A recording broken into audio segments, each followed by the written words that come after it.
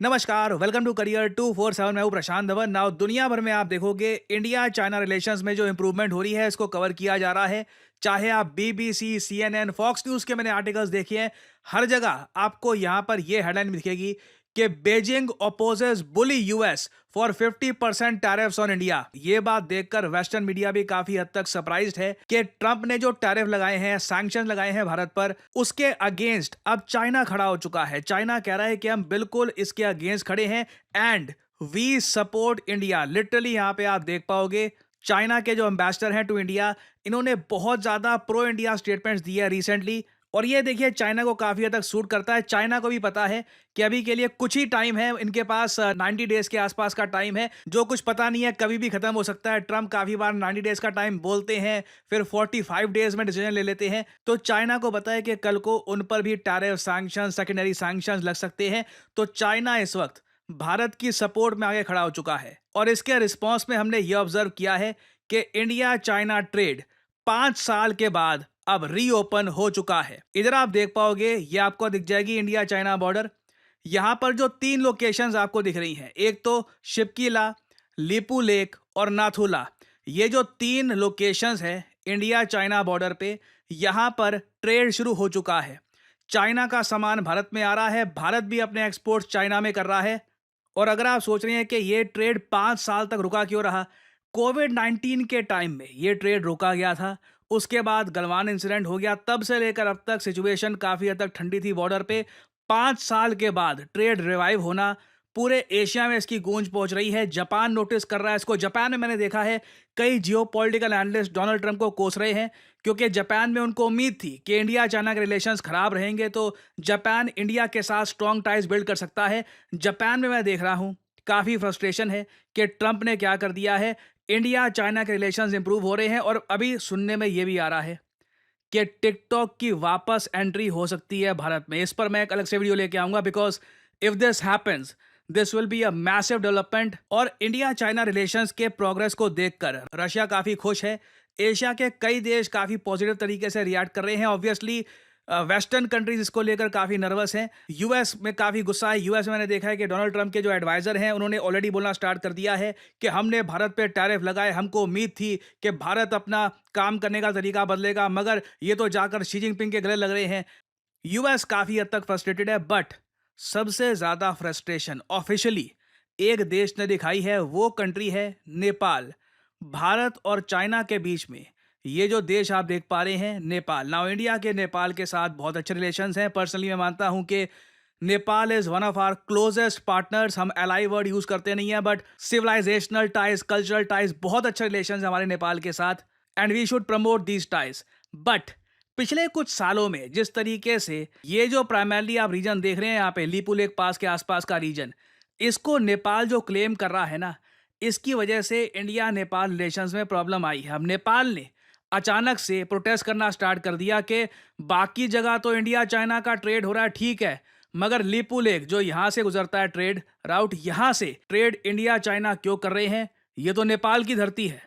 नेपाल ने खुलकर बोल दिया कि डिस्प्यूटेड टेरिटरी से इंडिया चाइना ट्रेड क्यों कर रहे हैं। इधर यहाँ पे आप देख पाओगे, मैं आपको काठमांडू पोस्ट का आर्टिकल दिखा रहा हूँ। ऑब्वियसली इस न्यूज़ को इंडियन न्यूज़ आउटलेट्स ने भी कवर किया है कि नेपाल ने ऑफिशियली, नेपाल की सरकार ने बोला है कि इंडिया चाइना के बीच में जो ये ट्रेड को लेकर समझौता हुआ है लीपू लेक पास से, ये बहुत ज़्यादा गलत है। ये डिस्प्यूटेड टेरिटरी है नेपाल के हिसाब से, ये पूरा हिस्सा नेपाल को बिलोंग करता है। और इसलिए यहाँ पे आप देख पाओगे Nepal leaders unite to denounce, denounce होता है निंदा करना, India China deal on Lipulekh को। नाउ ये बहुत ज़्यादा एक बड़ी स्टेटमेंट है नेपाल की तरफ से।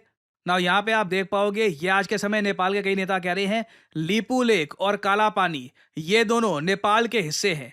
कोई भी एग्रीमेंट किया जाता है कि यहाँ पर ट्रेड किया जाएगा नेपाल की टेरिटरी से, बिना नेपाल से पूछे। ये कह रहे हैं हमसे पूछो, ट्रेड करना है ट्रेड कर लो, इंडिया चाइना दोनों हमारे पास आओ, बोलो नेपाल हम आपकी धरती से ट्रेड करना चाहते हैं, क्या आप हमको परमिशन देंगे? नेपाल फिर परमिशन देगा इंडिया चाइना को, उसके बाद ट्रेड जो करना है कर लो, नेपाल हैज नो प्रॉब्लम। इधर आप देख पाओगे trade without Nepals consent, participation और नॉलेज इज अनएक्सेप्टेबल, कि हमको पता ही नहीं लगा कि तुमने वहां से ट्रेड शुरू कर दिया। इस बात को लेकर ये कह रहे हैं we strongly oppose it. Obviously Indian government ने सीधा सीधा रिजेक्ट कर दिया है। नेपाल की ऑब्जेक्शन हमने साफ साफ कहा है कि यहाँ पर जो क्लेम है नेपाल का, हिस्टोरिक एग्रीमेंट्स, हिस्टोरिक मैप्स इसको सपोर्ट नहीं करते। Lipu lake belongs to India, ये इंडिया का पार्ट है। ये रिसेंटली ही आपने देखा होगा केपीओली के अंडर नेपाल की सरकार ने हमेशा ये इशू रेज किया था, खुद का मैप लॉन्च कर दिया था और काफ़ी हद तक भारत को प्रोवोक भी किया था इस इशू को लेकर। उसके बाद लग रहा था कि ये इशू काफ़ी हद तक अब बैक बर्नर पे जा चुका है, बट सडनली जब इंडिया चाइना के रिलेशंस इंप्रूव हो रहे हैं, नेपाल यहाँ पर कह रहा है कि नहीं, लीपू लेक पास है तो तुम ट्रेड नहीं कर सकते। अब क्वेश्चन यहाँ पर यह आता है कि नेपाल यहाँ पर कितनी प्रॉब्लम्स क्रिएट कर सकता है इंडिया चाइना ट्रेड रिवाइवल के इशू को लेकर। देखिए, इंडिया चाइना अगर ट्रेड करना चाहे उसमें नेपाल ज़रा कुछ अभी कर सकता नहीं है। इंडिया ने सीधा सीधा यहाँ पर कह दिया है, आप हिस्टोरिकल रिकॉर्ड्स देख लीजिए और जो सिलीगुड़ी ट्रीटी की इंटरप्रिटेशन है वो आप पढ़ोगे, उसमें साफ साफ लिखा है कि काला पानी, लीपू लेक, लिम्पियाधुरा, ये उत्तराखंड में जो जगह है ये सब भारत को बिलोंग करती हैं। इंडिया की पोजीशन क्लियर है।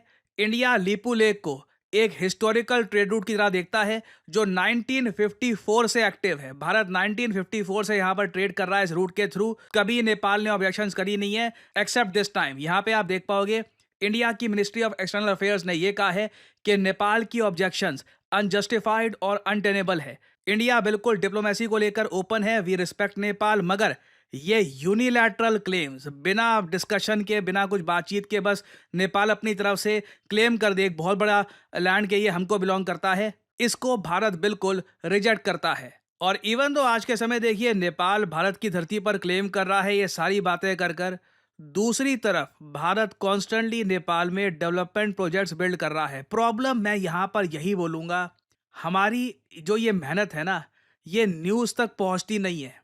In today's world it is not just enough कि आप अच्छे हैं, आपको दिखाना भी होता है कि आप अच्छे हैं। चाइना कुछ भी प्रोजेक्ट बनाता है, आप देखोगे उनका मीडिया कवर करता है उसको ऑल टुगेदर। अभी हमने नेपाल में एक मॉड्यूलर ब्रिज बनाया। हमने रिसेंटली नेपाल को ये कहा है कि हम 5 मेगा प्रोजेक्ट्स नेपाल में लॉन्च करेंगे। इसके लिए ग्रांट असिस्टेंस आई है इंडिया से, सारा पैसा हम खर्च रहे हैं, ये लोन नहीं है। ग्रांट आप समझते हैं, दिस इज फ्री मनी। हम इतना कुछ नेपाल में आज के समय कर रहे हैं, बट आम नेपाली नागरिक तक ये बात पहुंचती नहीं है, ये न्यूज़ पहुंचती नहीं है। इसलिए आप देखते हैं इंस्टाग्राम पे और जगह कई बार नेपाल के लोग इंडिया के अगेंस्ट बोल रहे होते हैं। And it is sad to see कि हमारा इतना सारा पैसा हम नेपाल में खर्च रहे हैं, बट स्टिल नेपाल में गुडविल हम अर्न नहीं कर पा रहे ना। मुझे पता आप में से कुछ लोग ये भी चाहेंगे कि मैं इस बात को भी डिस्कस करूं कि नेपाल एक बहुत ही बड़ा बेनिफिशियरी रहा है इंडिया चाइना राइवलरी का। इंडिया चाइना के रिलेशन जब भी खराब होते हैं तो नेपाल को ऑब्वियसली काफ़ी फ़ायदा मिलता है। वेल, यहाँ पे सिंस दोनों कंट्रीज़ के रिलेशंस इंप्रूव हो रहे हैं, क्या नेपाल उस बात को लेकर एजिटेटेड है? देखिए, परहैप्स वहाँ पर पॉलिसी मेकर्स ये सोच रहे हैं कि अब खुलकर यहाँ पे इनको फ़ायदा मिलेगा नहीं इंडिया चाइना राइवलरी का। बट लीपू लेक को लेकर जो डिस्प्यूट है ना, ये नेपाल के पॉलिटिशियंस ने बोल दिया था पिछले कुछ सालों में, और ये एक तरीके से नेपाल में डिस्ट्रैक्शन का काम करता है। नेपाल में जो प्रॉब्लम्स है करप्शन की, इनएफिशिएंसी की, तो इनके जो नेता हैं काफ़ी बार लीपू लेक की तरफ पॉइंट कर देते हैं कि देखिए पहले हम भारत से लीपू लेक लेंगे, फिर बाकी जो प्रॉब्लम्स हैं उनको अब सॉल्व करेंगे। सो अनफॉर्चुनेट है, but I don't really think इसका इम्पैक्ट भारत या चाइना पे होने वाला है। लीपू लेक, शिपकीला और नाथुला से लगातार ट्रेड इंडिया चाइना का बढ़ने ही वाला है in the coming few months. Finally यहाँ पे मैं आपसे पूछूंगा एक सवाल। क्वेश्चन ये है कि वो कौन सा देश है जिसके टूरिज्म बोर्ड ने पहली बार टिकटॉक को ये कहा है कि आप हमारे देश का टूरिज्म प्रमोट करिए अपने प्लेटफॉर्म पे। टिकटॉक आज भी देखिए एक मेगा प्लेटफॉर्म है, चाहे रशिया हो, यूएस हो, यूरोप हो, हर जगह इसको लोग यूज कर रहे हैं। कई देशों में इंस्टाग्राम से ज्यादा पॉपुलर है टिकटॉक। तो ये देश है, इसने टिकटॉक को कहा है कि टिकटॉक पर हमारे देश का जो टूरिज्म है ये प्रमोट होना चाहिए। बताइए किस कंट्री की यहाँ पे हम बात कर रहे हैं? ये है यहाँ पे आपकी ऑप्शंस, नेपाल, भूटान, श्रीलंका या यूएसए। कमेंट सेक्शन में करिए उत्तर। जो लोग देंगे सही आंसर उनकी कमेंट को मैं दे दूंगा हार्ट, ताकि बाकी लोग समझ पाए कि सही उत्तर क्या है। नाउ जनरेटिव एआई के बारे में मैं एक ही बात बोलूंगा, इट इज ऑसम। आप उससे कुछ भी क्रिएट कर सकते हो, और जब मैं बोलता हूं कुछ भी, आई मीन एनीथिंग। आप अपना खुद का एक फिक्शनल कैरेक्टर बना सकते हो एक प्रॉम्प्ट डालकर, और ना सिर्फ इस कैरेक्टर की इमेज, आप इसको मूव करा सकते हो। आप इसी कैरेक्टर को दिखा सकते हो वेरियस पोजीशंस में। आप ट्रेन कर सकते हो अपने एआई को एक स्टोरी बनाने के लिए, and you can create anything for the world. इसलिए आज के समय कंपनीज सिर्फ डिग्री नहीं देख रही, डिग्री के साथ साथ वो लोग ये भी देख रहे हैं कि क्या ये आदमी जनरेटिव एआई को प्रॉपरली समझता है। क्योंकि आप अगर जनरेटिव एआई को प्रॉपरली अगर यूज कर सकते हो तो जॉब मार्केट में आप अलग ही दिखोगे। Your chances of getting employed increase tremendously. कई स्टडीज तो हमको ये भी बताती है कि अगर एक आदमी जॉब ढूंढने के लिए जाता है आर्टिफिशियल इंटेलिजेंस की स्किल्स के साथ, तो उसको 28 से 30% हायर सैलरी मिलती है कंपेयर टू अदर्स। तो अगर आप बहुत ही जल्द जॉब ढूंढने के लिए जाने वाले हैं, जॉब मार्केट को एंटर करने वाले हैं, you should have generative AI skills. इससे आपको एक डेफिनेटिव एज मिलती है, आपका रेज्यूमे अलग ही दिखता है।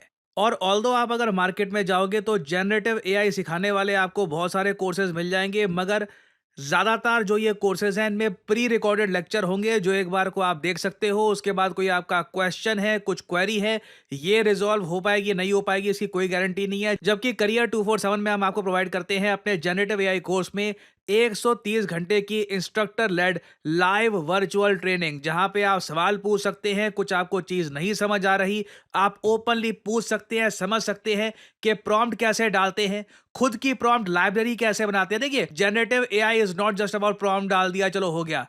आपको यहां पर यह सीखना होगा कि एआई मॉडल ट्रेनिंग कैसे होती है, डिप्लॉयमेंट कैसे की जाती है, AI for data and enterprise solutions कैसे किया जाता है, ताकि आप कॉर्पोरेट वर्ल्ड के लिए तैयार हो पाए। तो आपको यहां पर करना क्या है, सिंपली जो वीडियो आप देख रहे हैं इसके कमेंट सेक्शन में जाओ। कमेंट सेक्शन में आपको ये लिंक मिल जाएगा, batch starts on 23rd enrol now पर। यहाँ पे इस लिंक पर करिए क्लिक और यहाँ आप परचेज कर सकते हैं करियर 247 का जनरेटिव एआई कोर्स। आपको अभी क्या करना है, यहाँ पर अपना नाम डालिए, ईमेल, फोन नंबर, जो डिस्काउंट कोड है यहाँ पर PD10 ऑफ कोर्स ये डालिएगा, ताकि तभी आपको डिस्काउंट मिलेगा, नहीं तो you won't get the discounted price. कुछ 1-2% लोग होते हैं वो कभी कभी कोड लगाना भूल जाते हैं, and because of that they have to pay the whole price. So use the code, get the proper discount. Career 247 की तरफ से आपको कॉल आएगा and then you can make your purchase and you can start your journey in the generative AI course. इस course के लिए देखिए कुछ ऐसा नहीं है एज वगैरह, you can do this course at any as. हालांकि प्रेफरेबल रहेगा जितने आप यंग हैं, जितने आप अभी अपना करियर स्टार्ट कर रहे हैं, तब आप ये स्किल्स एक्वायर कर लेंगे। It will help you a lot later on in your career. याद रखिएगा, आज का ज़माना सिर्फ डिग्री का नहीं है, आपके पास स्किल्स भी होनी चाहिए to get the job that you want. So use the code PD10 and get the maximum discount. इसी नोट के साथ यह है वीडियो का अंत। Thank you for listening and as I always say, may the gods watch over you.